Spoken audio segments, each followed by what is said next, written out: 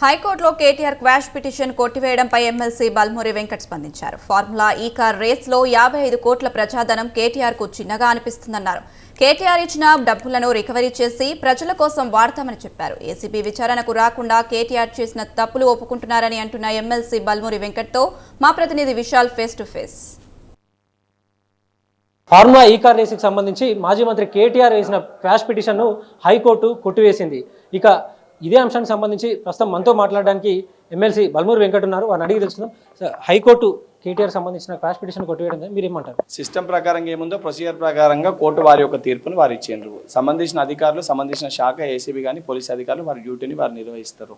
And తప్పు చేయకపోతే విచారణకి సహకరించి తను ప్రూవ్ చేసుకోవాల్సిన ఒక బాధ్యత గల ఎమ్మెల్యేగా, బాధ్యత గల పౌరునిగా, తెలంగాణ బిడ్డగా ఆయన పైన ఈ బాధ్యత ఉంటుంది. ఆ బాధ్యతని కేటీఆర్ గారు మర్చిపోయి ఏదైతే సంబంధించి వారి పార్టీని, వారి నాయకులని అందరినీ అడ్డం పెట్టుకొని తప్పించుకునే ప్రయత్నం చేస్తుండో, ఎంత తప్పించుకునే ప్రయత్నం చేసినా ఇవన్నీ పోస్ట్పోన్మెంటే కానీ 100% దీనికి ఒక ఫుల్ స్టాప్ ఉంటుంది. నువ్వు తప్పు చేసింటే 100% నువ్వు శిక్ష అనుభవించాల్సిందే. బహుశా 54 కోట్లు మీకు చిన్న విషయమేమో, మీకు మీ కుటుంబానికి, అంటే ఈ వేల వందల కోట్లు మీరు సంపాదించుకున్న దాంట్లో మీకు చిన్నదేమో, కానీ 54 కోట్లు తెలంగాణ ప్రజల సొమ్ముని మీరు దోచుకొని ఏదైతే సంబంధించి మీ వ్యక్తిగత స్వార్థం కోసమో నీ పవర్ని మిస్యూజ్ చేసి నువ్వు వాడుకుంటే అది మాకు చాలా పెద్ద విషయము, చాలా పెద్ద సమస్య. 100% ఆ సమస్యని పరిష్కరించి ఆ డబ్బుని తీసుకొచ్చి తెలంగాణ రాష్ట్ర అభివృద్ధి కోసము ఖర్చు పెట్టాల్సిన ఒక బాధ్యత, ఆ బాధ్యతని తెలంగాణ ప్రజలు మా పైన పెట్టారు. ఆ బాధ్యతను మేము సక్రమంగా నిర్వహిస్తాం. సంక్షేమ పథకాల మీద పోరాడుతున్న ప్రతిపక్ష బీఆర్ఎస్ పార్టీకి ఇలాంటి కేసులతో అడ్డుకోవాలని చూస్తున్నారని కూడా బీఆర్ఎస్ అంటుంది. ఒకటి దొంగతనం చేసిన దొంగ గురించి సంక్షేమ పథకాలపైన ఆయన ప్రశ్నిస్తే మాకు ఎటువంటి ప్రాబ్లం లేదు.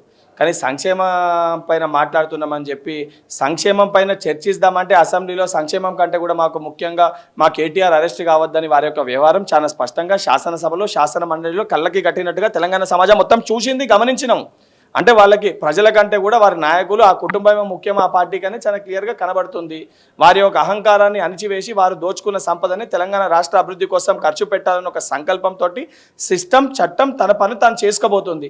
తన విచారణ తప్పించుకొని అనేకమైన డ్రామాలు, రాజకీయ రంగు రుద్దే ప్రయత్నం చేస్తుంటే ఎంత రంగు రుద్దినా తను తప్పు చేసిన దానికి తను శిక్ష అనుభవించక తప్పదు.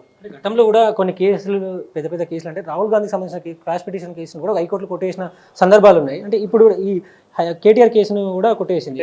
ఈ కేసు, ఈ సిస్టమ్ చాలా క్లియర్గా తను తానే మీడియా ముఖంగా, మీ ముఖంగానే ఒక కన్ఫెషన్ చెప్పిండు. అవును నేను చేసిన, నేను ఇయ్యమన్నా, నేను అప్పుడు మంత్రి ఉండే, మా నాయన ముఖ్యమంత్రి ఉండే. అంటే అరే మీ నాయన ముఖ్యమంత్రి, నువ్వు మంత్రి, అది కంప్లీట్గా మీ పేటెంట్ కాదు, అదొక టైం పీరియడ్ ఉంటుంది. ప్రొసీజర్ ప్రకారంగా, సిస్టమ్ ప్రకారంగా చేయాల్సిన అవసరం ఉంటుంది.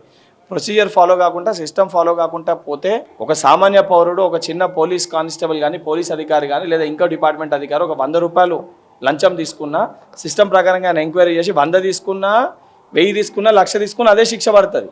ఈయన కూడా ప్రొసీజర్ ఫాలో కాకుండా తప్పు చేసింటే అవే సెక్షన్ ఇంప్లై అయితే ఈయన కూడా శిక్ష అనుభవించాల్సింది, ఆ శిక్షకు అర్హుడే. ఫార్మా ఈ కేసుకు సంబంధించి నెక్స్ట్ మీకున్న నాలెడ్జ్ ప్రకారం నెక్స్ట్ ఏం జరుగుతుంది? సిస్టమ్ ఆల్రెడీ దానికి సంబంధించి ఎంక్వైరీ జరుగుతున్నప్పుడు సిస్టమ్ ప్రకారం ఏముందో ప్రొసీజర్ ప్రకారం వారు ఎంక్వైరీ చేసి ఆయన పైన చర్యలు తీసుకోవడం జరుగుతుంది. కేటీఆర్ విచారణకు హాజరు కాకుండా తప్పుని ఒప్పుకుంటున్నారు అంటున్నారని ఎమ్మెల్సీ బల్మూరి వెంకట్ అంటున్నారు. కేటీఆర్ ఇప్పటికైనా ఏసీబీ విచారణకు హాజరు కావాలి, తన తప్పు చేయలేదని నిరూపించుకోవాలని ఎమ్మెల్సీ బల్మూరి వెంకట్ అంటున్నారు. కెమెరామెన్ శ్రీనివాస్తో విశాల్, స్వతంత్ర న్యూస్.